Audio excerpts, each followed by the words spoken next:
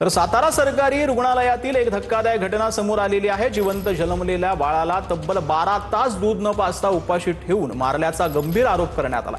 हायकोर्टाच्या आदेशानुसार गर्भपात करण्याचे आदेश देण्यात आले होते। या प्रकरणी मुंबई उच्च न्यायालयाच्या कोल्हापूर खंडपीठामध्ये याचिका दाखल करण्यात आली असून न्यायालयाने राज्य सरकारला चौकशीचे आदेश दिले आहेत। या प्रकरणाची पुढील सुनावणी 25 मार्चला होणार आहे। बाळ जिवंत आहे, त्याला दूध पाजू द्या अशी विनवणी माता वारंवार करत होती। कोर्टाचा आदेश असल्याने दूध पाजता येणार नाही असं रुग्णालयाने सांगितल्याचा आरोप जो आहे तो पीडितेने केला।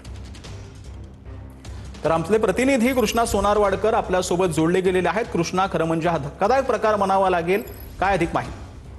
सचिन, नक्कीच हा धक्कादायक प्रकार आहे आणि सातारा रुग्णालयावरती, सरकारी रुग्णालयावरती अनेक आता प्रश्न निर्माण होताना पाहायला मिळतात। कारण गर्भपाताची परवानगी ही विशेष प्रकरणामध्ये दुर्मिळ प्रकरणामध्ये दिली जाते आणि तशाच पद्धतीचे 7 तारखेला आदेश झालेले होते, ज्यामध्ये कोल्हापूर खंडपीठानं एका पीडित तरुणीचा गर्भपात करण्याची परवानगी दिलेली होती आणि तसा गर्भपात करण्याचा प्रयत्न 16 तारखेला करण्यात आला। मात्र यावेळेला बाळ जिवंत जन्माला आलं, मात्र ते मरण्यासाठी त्याला 12 तास उपाशी ठेवण्यात आल्याचा धक्कादायक प्रकार हा सातारा जिल्हा सरकारी रुग्णालयामध्ये घडलेला आहे आणि यावरूनच आता मृत बाळाच्या कुटुंबियांनी कोल्हापूर खंडपीठामध्ये याचिका दाखल केली, ज्यामध्ये बाळाला दूध पाजू द्या अशी विनवण्या करून सुद्धा आम्हाला दूध पाजू दिलं नाही। त्याचबरोबर बाळाला 12 तास उपाशी ठेवला आणि त्यामुळे त्याचा बाळाचा मृत्यू झाला असं देखील म्हणण्यात आलेलं आहे। आणि या प्रकरणामध्ये सातारा जिल्हा रुग्णालयाच्या संबंधित डॉक्टरांवरती आणि प्रशासनावरती गुन्हा दाखल करण्याची मागणी सुद्धा यामध्ये करण्यात आलेली आहे।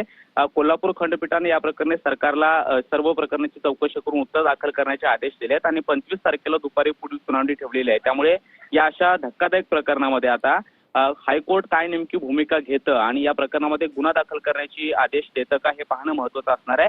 25 तारखेला पुढची सुनावणी होणार आहे। सचिन, धन्यवाद कृष्णा या संपूर्ण सविस्तर माहितीसाठी।